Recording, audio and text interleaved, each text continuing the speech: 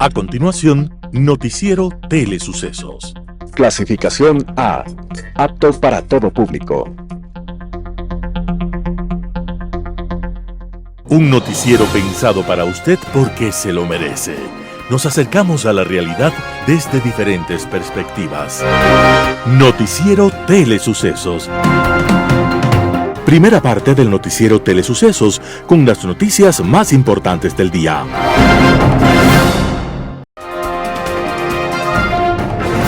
Un día como hoy. Entre los grandes pensadores del Renacimiento europeo hubo un holandés conocido como Erasmo, hijo ilegítimo de un sacerdote y de la hija de un famoso médico. Erasmo siguió la carrera sacerdotal, pero luego la abandonó para estudiar filosofía y lenguas, y su inteligencia lo proyectó como uno de los grandes escritores y críticos de aquel momento. En su obra más famosa, Erasmo hace que la locura hable, para que veamos que, en este mundo de locura, gobernado por los locos, todos terminamos un poco locos. La lucidez de Erasmo alumbra por encima del tiempo, y cuando la locura habla, se escuchan frases como las siguientes. Yo, la locura, soy la máxima autoridad en el mundo. Si así no fuera, ¿cómo entender que los humanos sean gobernados por los peores y por los más ignorantes? Y continuaba hablando la locura de esta forma. ¿Cómo entender sin la locura que los pueblos puedan soportar a los mentirosos y corruptos, a los que dicen aplicar unas leyes justas cuando ellos mismos las han escrito para su propio beneficio? ¿Cómo entender que las leyes sean escritas por burros y nadie diga nada? Por eso los ignorantes y audaces son los que ordenan y son apreciados por los príncipes. Y así, a lo largo de muchas páginas, la locura habla del amor, de la vida y la belleza, del juego y del poder. En fin, habla de la locura que en el mundo gobierna. Erasmo de Róterdam estaba naciendo un día como hoy, 28 de octubre de 1466, y desde el misterio nos sigue preguntando, ¿hasta cuándo la locura? Las principales noticias del día. Titulares. El Fondo Monetario Internacional revisará si hay un cambio en las necesidades de financiamiento por la grave crisis eléctrica de Ecuador. Nuevos horarios escolares por cortes de energía de hasta 14 horas diarias en Ecuador. El Consejo Nacional Electoral negó la entrega de formularios para revocatoria del alcalde de Quito. En el segmento de opinión, los odiosos apagones agotan la paciencia social. Los editoriales de Mauricio Gándara, la verdad nunca es antipatriótica. Ramiro Ruiz, el empleo en Ecuador. Noticias internacionales. Noticias del día. FMI revisará si hay un cambio en las necesidades de financiamiento por la grave crisis eléctrica del Ecuador. Ecuador enfrenta actualmente una grave crisis energética debido a la peor sequía en décadas, lo que ha afectado a la generación de electricidad, consideró el Fondo Monetario Internacional. El FMI dijo que revisará el golpe que esta crisis tendrá en las necesidades de endeudamiento y crédito de Ecuador y en la situación fiscal.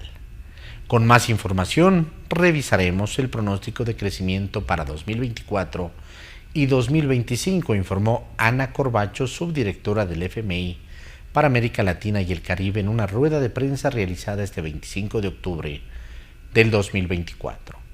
El FMI había revisado al alza su proyección de crecimiento para Ecuador del 0.1% en abril del 2024 al 0.3% en este mes de octubre, y había destacado los esfuerzos positivos de las autoridades del país para cumplir con las metas del actual programa de crédito por $4.000 millones, en especial el mejoramiento de la situación fiscal y una posición de reservas internacionales fuerte. También llamó la atención en dos desafíos importantes que tiene Ecuador: inseguridad y cortes de luz. Así, Ecuador será el segundo país que menos crecimiento económico tendrá en la región, solo superado por Argentina, que en el 2024 tendrá un decrecimiento, según proyecta el fondo. La nueva proyección supone una leve mejoría frente a lo que se había previsto en abril pasado, que era de 0.1%, a pesar de que en septiembre y octubre Ecuador comenzó a vivir una grave crisis eléctrica que ha llevado al gobierno de Daniel Noboa a declarar horarios de hasta 14 horas diarias de apagones. El organismo multilateral incluso mejoró la proyección de crecimiento de la dolarizada economía ecuatoriana para el 2025 a 1.2%, después de que en su informe previo de abril pasado preveía que solamente crecería el 0.8%. Nuevos horarios escolares por cortes de energía de hasta 14 horas diarias en Ecuador. Debido a que los nuevos cortes de energía que se extienden hasta 14 horas al día, el Ministerio de Educación informa a la comunidad estudiantil de nuevos cambios en los horarios de entrada y salida hasta el 31 de octubre en aras de garantizar la continuidad escolar en estos momentos de crisis. En la jornada matutina, las clases iniciarán una hora más tarde de lo habitual. El horario de salida no tiene cambios. La jornada vespertina iniciará a la hora habitual y la salida será a las 17 horas, mientras que en la jornada nocturna las clases serán no presenciales en todas las unidades educativas. Estas medidas son para las escuelas y colegios fiscales, mientras que las instituciones educativas particulares, fiscomisionales y municipales tienen la libertad de adoptarlas o establecer sus propias disposiciones. El Ministerio de Educación también dispone que los docentes promuevan actividades de corta duración para que los estudiantes refuercen en casa los conocimientos aprendidos en las aulas. También deben ser actividades que promuevan espacios de diálogo familiar y con recursos disponibles en las casas. La crisis eléctrica se agudizó en el país desde este 25 de octubre y los cortes de luz durarán 14 horas por lo menos hasta el domingo 27. Ese día el Ministerio de Energía y otras autoridades revisarán la situación eléctrica y anunciarán si se mantiene esa programación o cambian los horarios de apagones nuevamente. La ministra encargada de Energía, Inés Manzano, prometió que con las acciones que toma el gobierno, en diciembre de 2024 los cortes de luz serían de menor tiempo. La meta es reducir los apagones a 2 horas diarias a 0 horas. CNE negó la entrega de formularios para revocatoria del alcalde de Quito. El Pleno del Consejo Nacional Electoral se reunió la noche del 24 de octubre del 2024 para conocer el informe jurídico sobre el pedido de revocatoria de mandato del alcalde de Quito, Pavel Muñoz, presentado en agosto pasado por Néstor Marroquín, representante del colectivo ciudadano Cuida tu Voto. Antes de la votación de los integrantes del Pleno se leyó el informe jurídico de la autoridad electoral, el cual determinó negar la entrega de formularios para la recolección de firmas de respaldo para la destitución del burgomaestre debido a que no se ha demostrado debidamente el incumplimiento de funciones.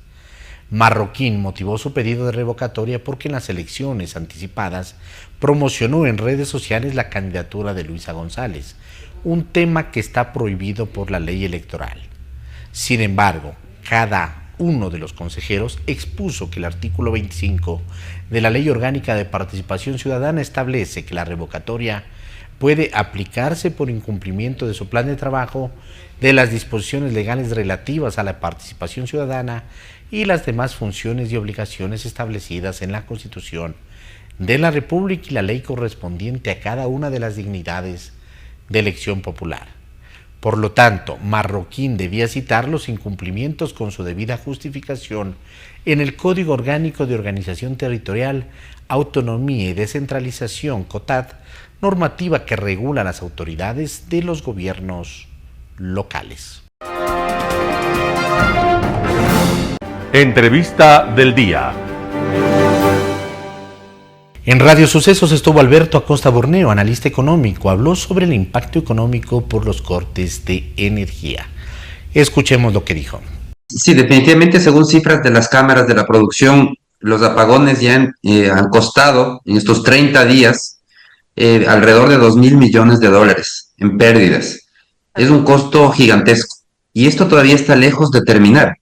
Y es que los apagones requieren de una doble estrategia, una estrategia inmediata, emergente, para apagar el incendio. El incendio son los apagones de este momento y tenemos que solucionarlos de manera urgente. Y una segunda estrategia, que es la estrategia para evitar que se repitan los correctivos estructurales. Estamos frente a un problema estructural que requiere correctivos estructurales. Desde el lado emergente, lo que hay que hacer es contratar toda la generación que se pueda, disponible, alquilar generación, comprar nuevos equipos de generación, todo en el menor tiempo posible. Y en eso llama muchísimo la atención porque el gobierno cambia de estrategia y da marcha atrás. Por ejemplo, estaba en proceso de contratación una barcaza adicional, un proceso de contratación que debía concluir en septiembre. Y cuando cambian de ministros, dice la ministra nueva dice, no, vamos a cambiar de estrategia. Ya no nos interesa la generación con fuel oil de las barcazas, queremos ahora generación con diésel. Y empiezan un proceso de cero el 17 de octubre, cuando el otro proceso ya debió haber concluido en septiembre. Entonces este cambio de estrategias sale muy costoso y llama la atención, primero porque el diésel es un 61% más caro que el fuel oil. Además, esto significa que nos va a costar generar con diésel, nos va a costar 514 millones de dólares adicionales a lo que nos hubiese costado generar con fuel oil. Por otro lado, el diésel es importado, mientras que el fuel oil es un residuo de la refinación local y está ampliamente disponible. Y sobre todo el tema tiempo. El proceso que estaba en marcha debe haber concluido en septiembre, lo que significaba que en menos de 30 días debía estar funcionando otra fuente de generación con fuel oil a través de barcazas. Con el nuevo proceso, empezamos de cero, borra y va de nuevo, y ese proceso con suerte terminará en 60 días. Como que tuviéramos todo el tiempo del mundo para seguir esperando. Entonces yo sí creo que hay cuestionamientos importantes de aquí, por qué el gobierno está dando esta borra y va de nuevo, cambio de estrategias, que lo que hacen es demorar las soluciones. En este momento el país necesita generación urgentemente de manera emergente, alquilada o comprada, una combinación de lo que esté disponible lo más rápido posible. Eso va por el lado de lo emergente. Ahora, por el lado de lo estructural, se necesita una reforma, una legislación, una nueva ley energética, no una ley cosmética como la No Más Apagones 2. Necesitamos una ley profunda, necesitamos una ley que cree un mercado eléctrico mayorista y que transforme el entorno para que sea atractivo para todo tipo de inversión, porque tenemos en la actualidad un monopolio estatal cuando el Estado no tiene para invertir, no tiene los recursos, y la única salida es abrir la puerta a todo tipo de inversión, algo que ya entendieron todos nuestros vecinos, Colombia, Perú, Chile, todos esos países entendieron que no podían ir a ningún lado con un monopolio estatal y decidieron abrir la puerta a todo tipo de inversión, pública, privada, mixta, todas las inversiones son necesarias. Pero en el Ecuador, con una cantidad de taras ideológicas, se cerró y se creó un monopolio estatal en 2008 que bloquea la inversión en generación eléctrica, y ese es el origen de esta crisis estructural que estamos viviendo. Así es, desde el origen, pero lo estamos sintiendo. ¿Y cómo se resiente la economía, Alberto, en esta situación? Bueno, la economía lo estamos viendo en las ventas, una caída en las ventas. Para el sector productivo de menor tamaño se le complica la producción. Las empresas más grandes tal vez no tienen un problema, tienen capacidad de autogeneración. Pero en cambio para esas empresas el problema es poder vender, porque no solo se trata de poder producir, sino que también tiene que haber oportunidades para consumir. Y con apagones se reducen las oportunidades de consumir. La población sale menos de su casa, tiene menos opciones de consumir y eso reduce las ventas. Entonces todo esto tiene un costo a nivel de las ventas, que ya lo estamos viendo, es alrededor de esos 2.000 millones de dólares, pero también tiene un costo por el lado de la inversión. Es muy complejo, y en ese sentido, ¿cómo va a resentir la gente toda esta situación de que se caen las ventas, todo este sector deprimido, muchos negocios complicados porque no tienen luz? ¿Cómo vamos a verlo al final de este año, Alberto? Bueno, esto va a tener, evidentemente que tendrá un costo político. Todo depende de cuánto tiempo dure las ventas. Si es que esto dura, por ejemplo, para diciembre, sería absolutamente preocupante. El mes de diciembre es un mes muy importante para el comercio. Y precisamente el comercio es uno de los grandes afectados, porque la población sale menos de sus casas, si hay apagones no pueden salir a hacer compras en la tarde o en las noches, los almacenes están apagados. Y estoy hablando de los pequeños comercios, de los pequeños y medianos, porque si estamos hablando del gran comercio tendrá sus propias plantas, pero pequeños y medianos tienen menos posibilidades. Y por otro lado, las familias también prefieren no salir si van a tener que estar en situaciones de oscuridad. Incluso por el tema de inseguridad. Entonces, no solamente es una afectación por el lado de la oferta, sino también por el lado de la demanda de los ciudadanos. Por eso es que, si es que en este momento, lamentablemente, en el corto plazo, estamos abocados a depender de lo que suceda con las lluvias, con el clima. Un absurdo, porque la realidad es que la crisis energética en el Ecuador no es una crisis climática, no es un problema de lluvias, es un problema de falta de inversión. Pero claro, en el corto plazo no hay cómo corregir esa falta de inversión. Toma un tiempo corregir esa falta de inversión, pero hay que hacerlo. Por eso hay que tomar medidas emergentes para paliar el problema en el corto plazo, pero sobre todo hay que hacer esta reforma estructural para evitar que se repita. En Impacto Informativo, Alejandro Zavala, analista político, habla sobre el juicio a Mónica Palencia. Veamos la nota. Bueno, en principio esto denota mucho de la característica del correísmo, ¿no? Son personas, son un grupo político que se cree bastante autosuficiente, que ellos no necesitan aliados, que no necesitan conversar con nadie, que no necesitan convencer a nadie, que solo dependen de ellos, que basta con que ellos tengan esta fuerza, este aparato gigante que tienen realmente, porque eso también hay que reconocer, tanto en la calle como en digital, y eso ellos creen que con eso les es suficiente, que la realidad es otra. La realidad les ha demostrado que 3 duros golpes, y no solo eso, sino que en principio cuando vimos cómo se repartían las comisiones, hubo mucho escepticismo por el tema de la comisión de fiscalización que controlan ellos, y sin embargo en su propio terreno, en la propia comisión de fiscalización, se han caído 2 de los 3 juicios, y el único que avanza al pleno también otra vez han quedado solos. Entonces es muy complicado lo que tienen ellos por delante. Acuérdate también que vienen de 2 derrotas consecutivas en las elecciones presidenciales, y esto les deja de alguna manera mal parados, porque acumulando derrotas la gente empieza a ponerte este San Benito de que tienes un techo, de que no vas a poder, de que no te avanza, y eso revertir en la cabeza de la gente les va a ser un poco complicado.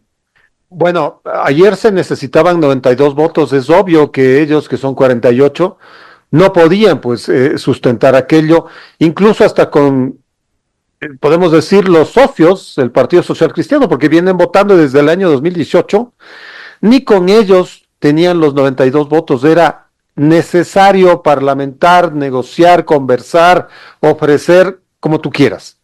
Pero sin eso, ¿cómo pretendían pues censurar a Mónica Palencia en este caso en específico? Es que cuando se plantea un juicio político hay que tener una estrategia, pues, o sea, como la tuvo la ministra Palencia, eso ahí se veía estrategia, porque la ministra Palencia hace una estrategia política, sí, de acercamiento con las otras bancadas seguramente, pero hace una estrategia jurídica también en el pleno, pues. Hizo una estrategia con tanta juricidad, si tú quieres, con tanta técnica jurídica, que desbarató pues los argumentos de los interpelantes, o sea, les demostró que las pruebas habían sido puestas a destiempo, que la invalidez de las pruebas, que no pusieron ningún testigo, que se equivocaron en un montón de pasos procedimentales. Ahí no se dieron cuenta que la ministra Palencia es una abogada de fuste, de años de litigación. Entonces, cada uno puede tener su forma de estrategia distinta. Otros, en cambio, apelan a ser grandes oradores, como fue, acuérdate, el caso de las muñecas de trapo con el ingeniero Febres Pinheiro, que él ganó ese juicio político por la calidad de orador que era. Pero trazas una estrategia. Sin embargo, acá no hubo ni estrategia porque los 2 interpelantes, malos oradores, escasos de argumentos. Fíjate que cuando la ministra Palencia arranca y empieza citando a Heidegger, empieza citando a José Martí, a Ayn Rand, les deja como que a los otros interpelantes muy, muy abajo en capacidad intelectual. Entonces, si no tenían eso, más que no han hecho una estrategia política de acercamiento, de negociación con bancadas, de argumentarle a la bancada, y más que dentro de la estrategia de opinión pública, ellos mantienen su agresividad, mantienen a la descalificación a todo el que no piensa como él, es tachado de florindo, de antipatria, de no sé qué, de clase media revista. Entonces esas no son formas de conseguir aliados. Si ellos no consideran que son autosuficientes, no les está yendo muy bien por el momento con esa estrategia. Pero tienen espacio para contrarréplica pues a la doctora Mónica Palencia. Y nada de nada. Si eso fue una goleada pues en términos futbolísticos.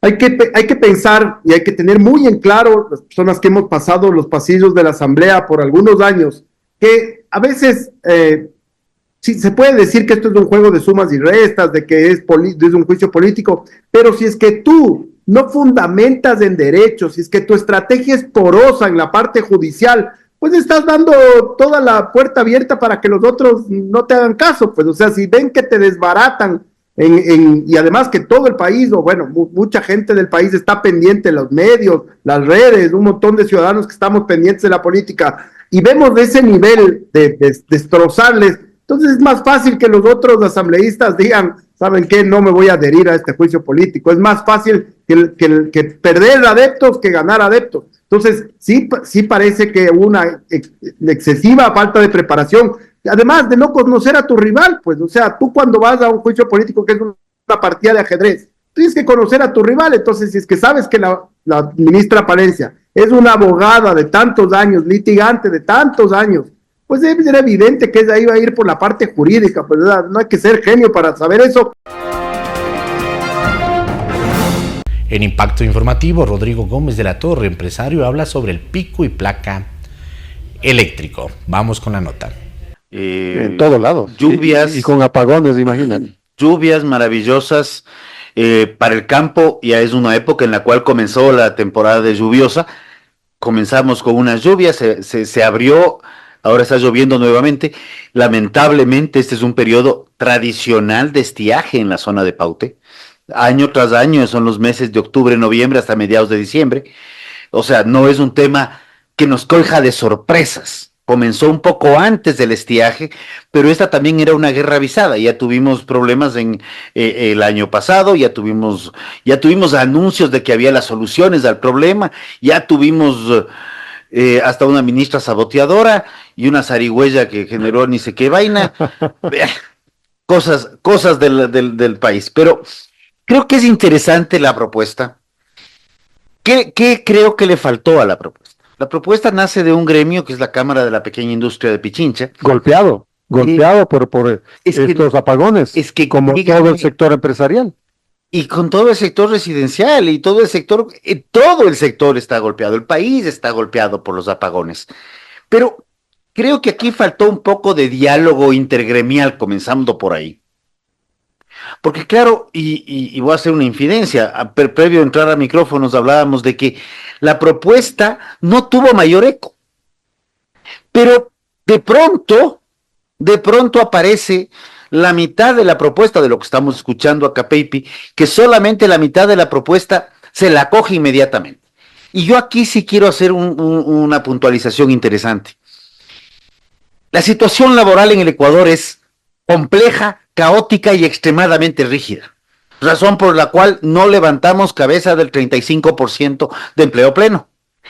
Esta propuesta de poder extender el horario a 10 horas diarias durante 4 días, sin excederse de los 40, no es una propuesta del 2024, tampoco es una propuesta del 21 o del 20.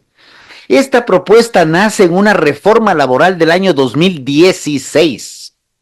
O sea, esto ya se veía venir, que necesitábamos flexibilizar el código, y esto está vigente en el código. ¿Pero por los apagones o por algún otra razón? Porque necesitábamos dinamizar la situación laboral en el país. En el 15 se plantea la reforma de injusticia laboral, la que volvió más rígido al código. En el 16 vinieron problemas serios de las industrias y desde el Consejo Nacional del Trabajo, desde el ministerio de aquel entonces, ya se hicieron 2 propuestas. La primera, con una serie de trámites impresionante, poder reducir la jornada a 6 horas diarias, reduciendo salarios. Y la otra, reajustar hasta 10 horas diarias, 4 días a la semana. Bueno, sí me acuerdo de eso. Nociones de apertura, de elasticidad, pero con un gobierno extremadamente rígido. Curiosamente, con un gobierno extremadamente rígido, y hablábamos de elasticidad. Ahora, salen años más tarde, se aparece la propuesta, y a la propuesta elástica de hasta 10 horas diarias, hasta 4 días, y para combinarlo, de 7 a 5, cogemos una propuesta y le hacemos rígida, porque es el gobierno el que no le dice al empresario, vea, tenemos una situación crítica, acomode sus horarios, sino al revés, nos da diciendo y nos da pensando qué horarios puede escoger, sea de lunes a jueves de 7 a 5 o jueves a domingo de 7 a 5. ¿Y qué te parece esos horarios? Primero, que no entiendo para qué hacer rígido lo que era flexible. Y 2, sí me abre una inquietud y lo voy a decir básicamente por una nota que apareció el día de hoy. la ministra Manzano, que creo que está diciéndonos un poco más de verdades de lo que hemos estado viviendo, nos dice que probablemente no se puedan cumplir la reducción de apagones para la próxima semana.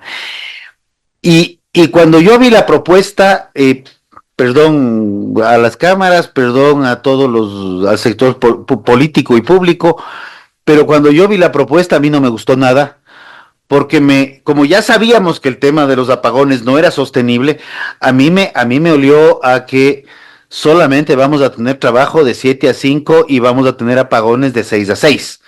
Eso es lo que yo percibí en la propuesta, viendo cómo está la situación energética, la situación hídrica, y viendo que con la otra noticia dura del día de hoy, que el huracán Milton. No. Uno que comienza con K, estamos ya... Kelly, ni sé qué vaina. Es que la ministra Manzano hace alusión al huracán Milton, que ha impedido que los generadores lleguen. Entonces ahí llegamos a ese punto. Necesitamos tener generación eléctrica. ¿Cómo? Como sea. La gente que tiene ahorita la posibilidad de invertir en paneles solares.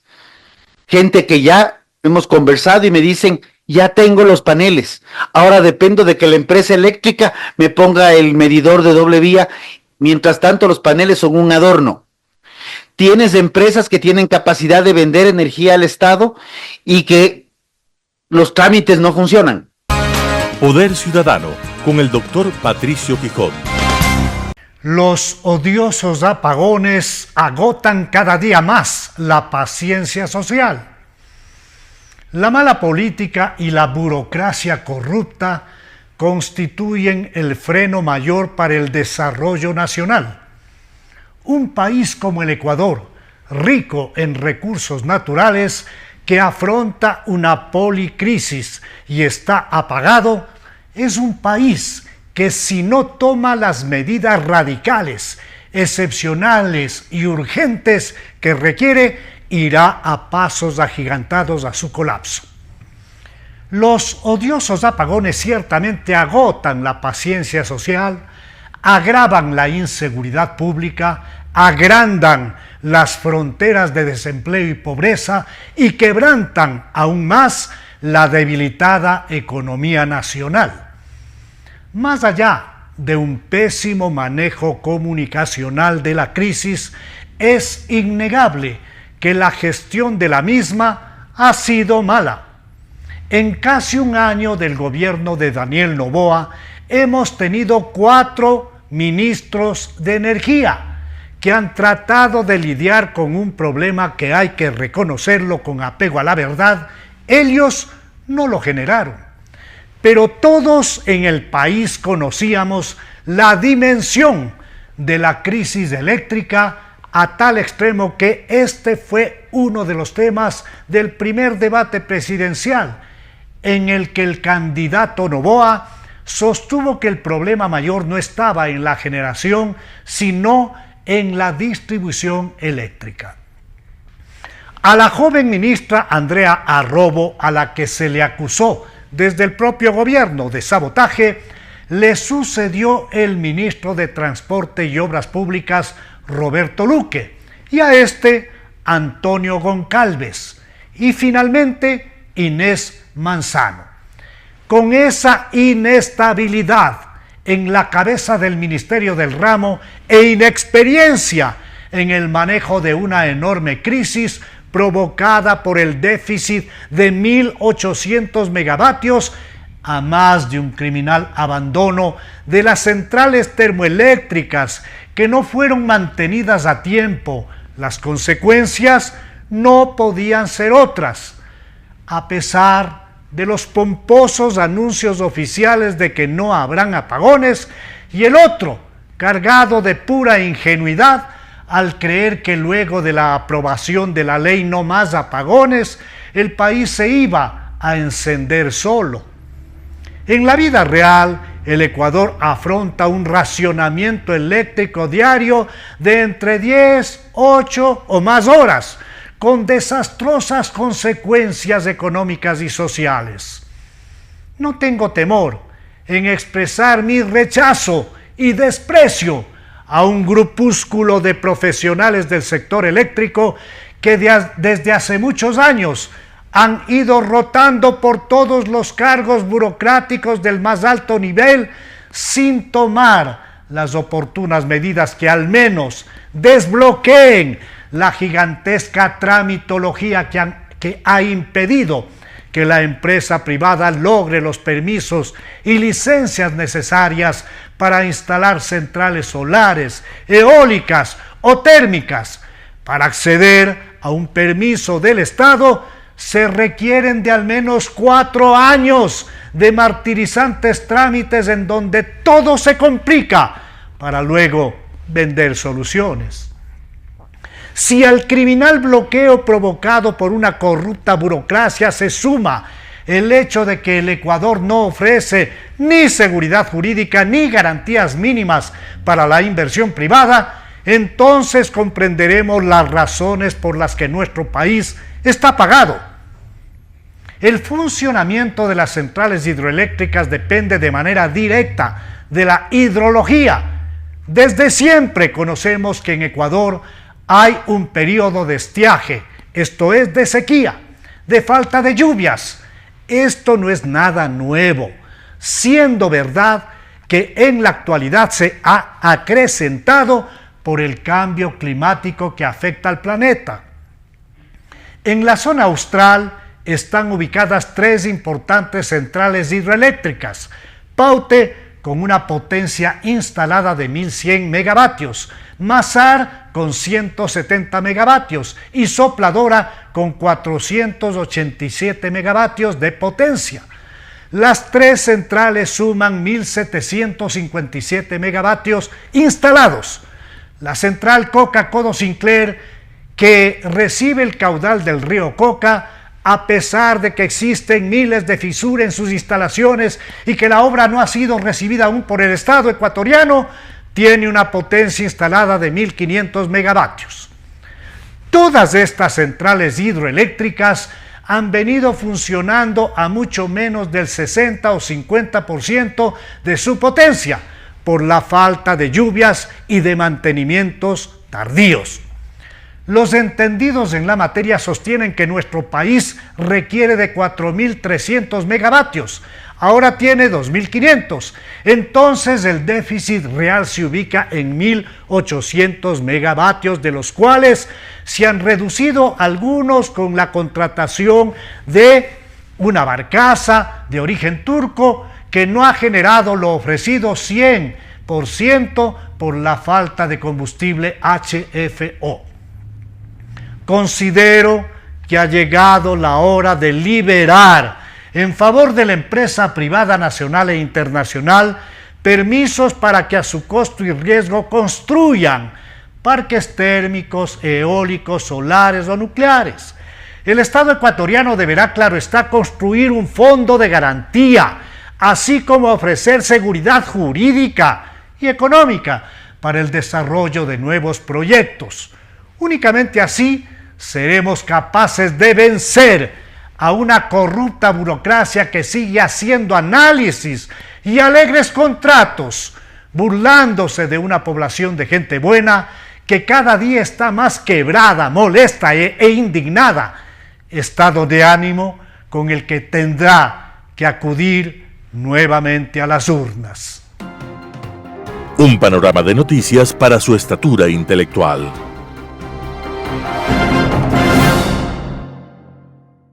Editorial. La verdad nunca es antipatriótica, artículo de Mauricio Gándara publicado en Diario El Universo. Me he acordado de esta afirmación de Gregorio Marañón a propósito de la información del ente regulador de la electrificación SELEC de que el país no ha recuperado en absoluto los anteriores niveles de producción energética, información que se la dio inmediatamente después de que el gobierno anunciara una disminución de los recortes de provisión de luz, de electricidad. Algunos entendieron eso como una desautorización a lo anunciado por el presidente de la República. Yo diría que esa información de SELEC no es sino la precisión de una información relevante para que la población no se cree falsas expectativas sobre una mejora de la terrible situación que vivimos. Si no han mejorado los niveles de los reservorios del Paute y se ha vuelto a contraerse el flujo de la corriente que alimenta las turbinas de Coca-Cola Sinclair, que aumentó notablemente la semana anterior, es preferible obrar prudentemente y no arriesgarnos a empeorar las cosas, gastando ahora lo que tal vez no mejorará en un largo tiempo. Debemos siempre vivir en la realidad, con la verdad. Repitamos lo de Marañón: la verdad nunca es antipatriótica. Este asunto pudo manejarse mejor, como lo manifesté hace una semana, iniciando cortes más moderados desde principios de año, y así las personas y las empresas pudieron manejarlos más ordenada y eficientemente y compensar en algo el abandono del sector eléctrico en los últimos 5-7 años.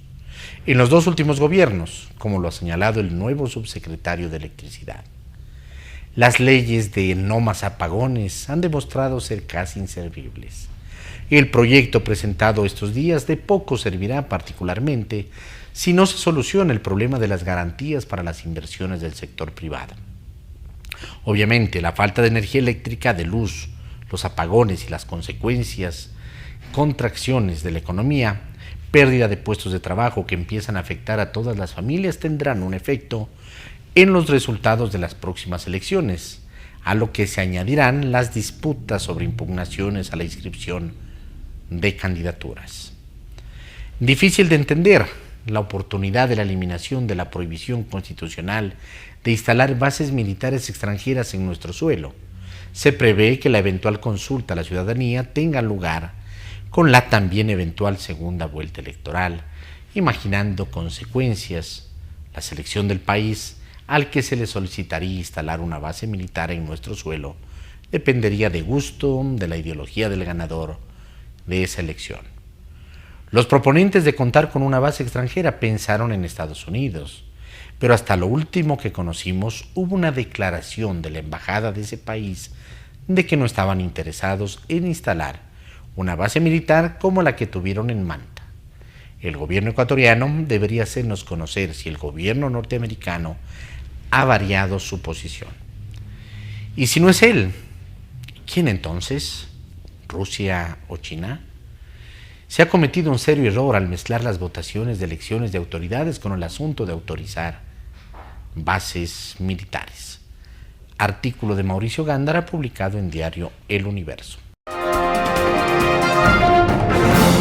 El empleo en Ecuador. Ramiro Ruiz. El empleo en Ecuador se mantendrá estancado en los últimos meses de 2024 y probablemente en 2025, según un estudio sobre el mercado laboral presentado por la consultora SGF Global el 14 de octubre de 2024 en Quito. Según el Banco Central del Ecuador, en el segundo trimestre de 2024, el Producto Interno Bruto decreció en un 2.2% en comparación al mismo periodo del año anterior. El Banco Central del Ecuador pronostica que la economía del país apenas crecerá el 0.9% en este año, mientras tanto el Fondo Monetario Internacional estima un crecimiento del 0.1%. En agosto de 2024 el desempleo en Ecuador se ubicó en el 4%, es decir, 0.5 porcentuales más de desempleo que el mismo mes de 2023. Las mujeres son las que más dificultades tienen para encontrar trabajo en Ecuador, con una tasa del 5.9% frente al 2.6% en los hombres. ¿Ecuador puede progresar más? Por supuesto que sí. En Ecuador existen grandes oportunidades para dar un salto para alcanzar el estatus de país de ingresos altos. Los sectores claves son la agricultura, la minería y el turismo. Analicemos con respaldo del nuevo informe del Banco Mundial, Ecuador Crecimiento Resiliente para un Futuro Mejor, que examina algunas alternativas que se pueden poner en práctica con una activa aportación unida del Estado y el sector privado. Durante décadas, Ecuador ha dependido de los ingresos del petróleo. La incertidumbre de precios del crudo ha condicionado al país a vivir en un constante vaivén entre calma económica y austeridad. De manera que es vital la diversificación. Ecuador cuenta con 3 potenciales que, además de dinamizar la economía, pueden convertirse en fuente de ingresos posibles a largo plazo. Actualmente, 1 de cada 3 ecuatorianos encuentra empleo en la agricultura. El sector aporta con el 42% de las exportaciones del país. Ecuador tiene suelos fértiles, condiciones climáticas favorables y diversidad de productos como el cacao, la pitahaya, el brócoli, entre otros. La cantidad y calidad abre las puertas de mercados internacionales, pero es necesario fomentar cultivos con valor agregado. Por ejemplo, el aceite de aguacate que se está produciendo en Ecuador o la amplia variedad de chocolates. Los productores necesitan conocimientos de tecnologías agrícolas nuevas, amables con el medio ambiente. Otro sector para crear grandes ingresos es el de la minería formal. Ecuador tiene 220.000 millones de dólares en reservas minerales. Es el segundo destino más atractivo para la inversión minera en la región, según el índice de atractivo de inversiones del Instituto Fraser. En los últimos años, las exportaciones del sector se han multiplicado en más de 7 veces, pasando de 282 millones de dólares en 2018 a 2.200 millones de dólares en 2022. Algo similar pasa con el empleo. En 2021 la minería formal generó 37.000 empleos directos. Se proyecta que para el 2025 la industria contrate a más de 273.000 personas y otras 80.000 tengan empleos indirectos. La regulación de la minería incluye poner en marcha la explotación controlada. El otro desafío es diseñar planes eficientes de comunicación que permitan conocer las ventajas y posibilidades de desarrollo a partir de la actividad minera formal. El tercer sector es el turismo. Ecuador es un destino único con una formidable oferta de atractivos. Cuenta con un extraordinario y diverso patrimonio natural, además de una riqueza histórica y cultural. Sin embargo, Ecuador no ha logrado capitalizar la riqueza natural y cultural que el turismo puede aportar a la economía. Esta actividad representa solo el 2.9% del Producto Interno Bruto y el 4.8% del empleo, entre los más bajos de la región, mientras que en Perú o Costa Rica se han superado ya el 5% de la contribución al Producto Interno Bruto y en México el 13%. Si se trabaja para alcanzar una marca país que coloque al Ecuador como un destino único en el mundo, se podría atraer turistas de países de altos ingresos. No olvidemos que antes de la pandemia representaba un 57% y que en promedio gastaron cerca de $1.500 por persona en sus visitas. El turismo es una fuente de desarrollo que promueve la construcción de infraestructura pública y privada, además de activar a varios sectores de la sociedad. Hacen falta reformas y enfrentar el futuro estratégicamente. Ecuador tiene el potencial y las condiciones extraordinarias, así lo afirma el Banco Mundial y muestra convivencia diaria en el país. Ramiro Ruiz. Noticias internacionales.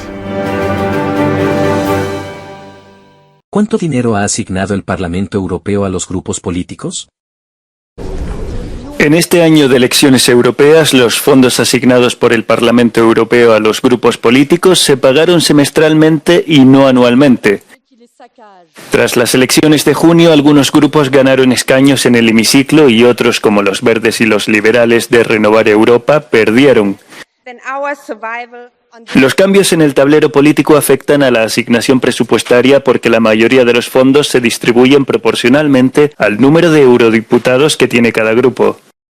Este semestre el Parlamento Europeo pagó 31 millones de euros a los 8 grupos políticos y a los miembros no adscritos a ningún bloque. El Partido Popular Europeo recibió más de 8 millones de euros, los socialdemócratas casi 6 millones de euros y Patriotas por Europa obtuvo 3,7 millones de euros. En la parte baja de la tabla, el Grupo Europa de las Naciones Soberanas, que cuenta con 25 eurodiputados, obtuvo 1,17 millones de euros.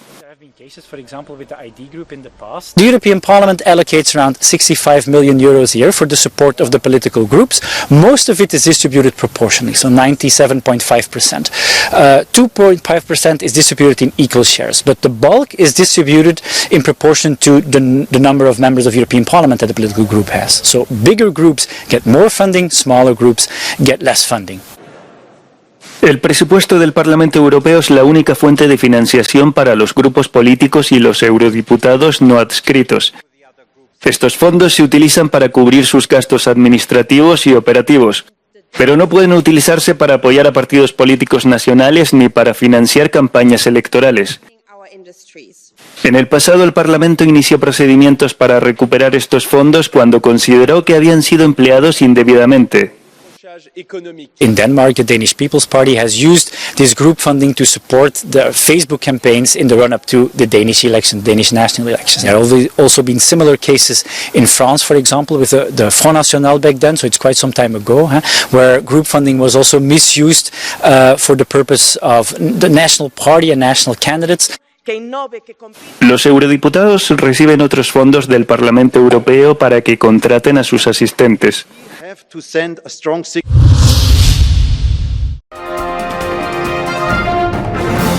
Georgia en la encrucijada entre la UE y Rusia en unas elecciones cruciales y tensas.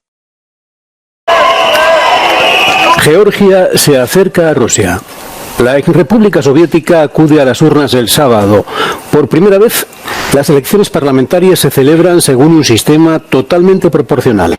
Las manifestaciones son habituales y acuden tanto fuerzas pro Unión Europea como antieuropeístas.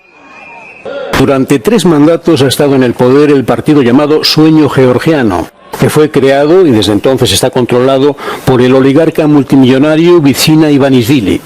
Según el investigador de Carnegie Europe, Thomas Deval, Ivanishvili y el partido del gobierno han dado un giro completamente antioccidental.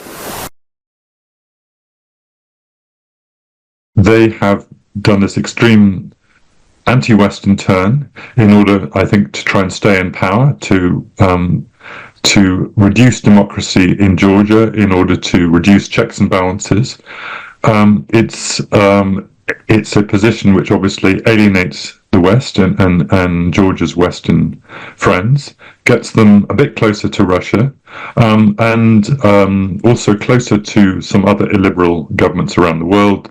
They're particularly close to the Hungary of Viktor Orban. En Georgia, las parejas del mismo sexo no pueden ni casarse ni adoptar. Los medios de comunicación y las organizaciones civiles financiadas desde fuera del país han sido tildadas de agentes extranjeros, siguiendo en su legislación el modelo ruso. Basically, their activities, the passing, adopting of the legislation are very pro-Kremlin. So they do not openly say that Georgia comes closer to the Russia, but all their actions, all the legislative work, basically does it. So this is their strategy. Now, Russia is engaged and basically interferes into the internal politics through this government, so it doesn't have to show up more strongly. Georgia recibió el estatus de candidato a la Unión Europea en diciembre de 2023. Pero en junio pasado los líderes de la UE declararon que las acciones antidemocráticas de Georgia ponen en riesgo la integración europea del país e interrumpen el proceso de adhesión.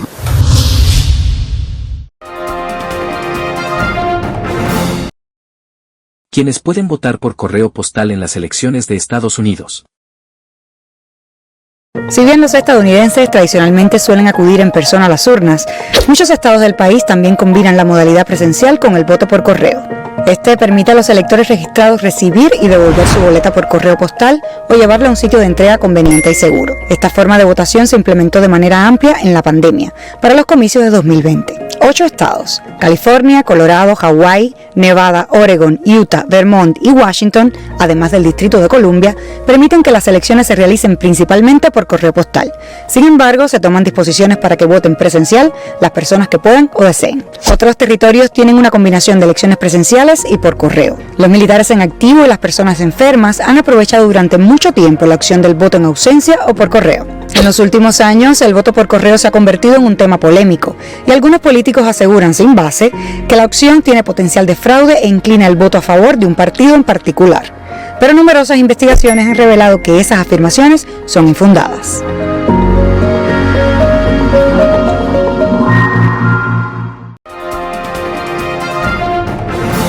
El Líbano califica de crimen de guerra de Israel la muerte de 3 periodistas en Beirut. Aumenta el número de víctimas de Israel en Gaza y el Líbano. Son al menos 38 los muertos por un ataque aéreo este viernes en Yan Yunis, a 20 kilómetros de la frontera egipcia.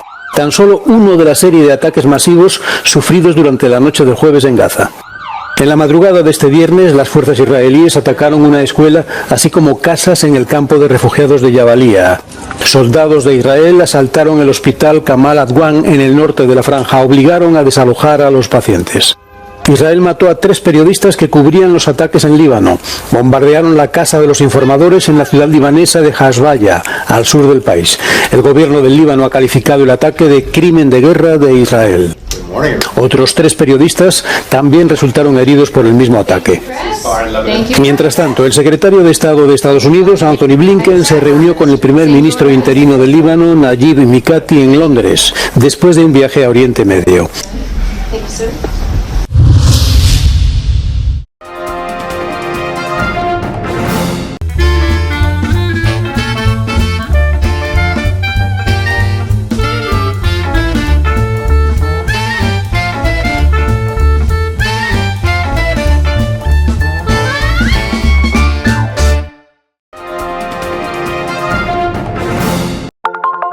Telesucesos, Canal 29 UHF de la ciudad de Quito.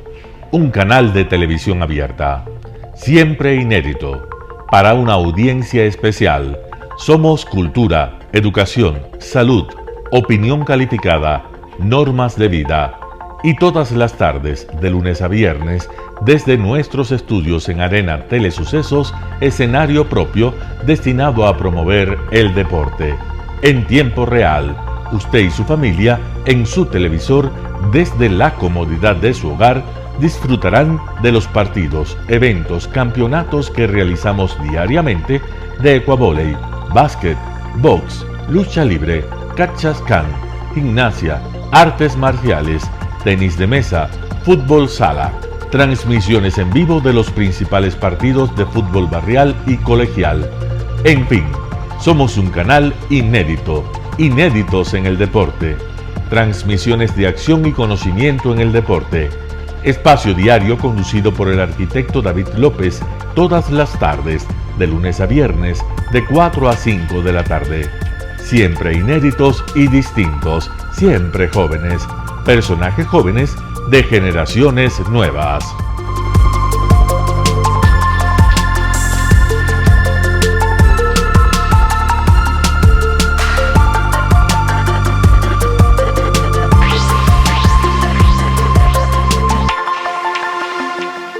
Todas las tardes, deportes en Telesucesos Sports, bajo la dirección del arquitecto David López. La visión objetiva de quien vive el deporte. Sucesos deportivos, visión de un equipo de opinión joven de comunicadores. Telesucesos, llegamos con nuestra señal a los sectores populares de nuestra ciudad. Quienes no tienen televisión por suscripción atenderán nuestra señal sin costo en Canal 29 UHF Telesucesos. Siempre ecuatorianos, resaltamos nuestra identidad. El básquet, esgrima, tenis de mesa, taekwondo, box y muchos deportes más en Telesucesos Sport, sin costo desde la comodidad de su hogar en Telesucesos Canal 29. Arena Telesucesos es una importante y funcional edificación cubierta dispuesta para la práctica y desarrollo de eventos del ecuavóley. Si deseas asistir a los encuentros en vivo de ecuavóley, comunícate con nosotros a los números de teléfono 2021-224 o al 0989-973-725. Ven con tu familia y amigos a vivir la emoción del ecuavóley. Emoción sin límites los días jueves y viernes desde la comodidad de su hogar. Resaltamos nuestra identidad como ecuatorianos iniciando transmisiones en Telesucesos del ecuavóley, que representa, luego del fútbol, el deporte más popular de nuestro país y el que practican los ecuatorianos residentes en muchos países del mundo. Nuestra señal será transmitida en directo por televisión abierta en la ciudad de Quito y a través de las redes sociales a todo el país, así que llegará a Estados Unidos, España e Italia, creando a través del ecuavóley un nexo fraterno entre ecuatorianos y entre los inmigrantes de nuestro país. Anuncie en Telesucesos Sport y llegue con nosotros a lo más importante del deporte popular. Telesucesos, con sus transmisiones, jerarquizará esta práctica deportiva, convocando importantes competencias de ecuavóley dentro y fuera del Ecuador. Llegando con deportes no atendidos por los medios de comunicación que han concentrado su acción en el fútbol. El tenis, box, golf, racquetball llegarán a su pantalla de televisión en tiempo real a través de Canal 29 UHF, competencias que podrán ser atendidas a través de Facebook, YouTube y vivir los encuentros deportivos en directo y en tiempo real. Esté atento a nuestros horarios especiales de transmisión los fines de semana y feriados. Usted y su familia disfrutarán desde la comodidad de su hogar de las emociones del ecuavolley, deporte tan nuestro.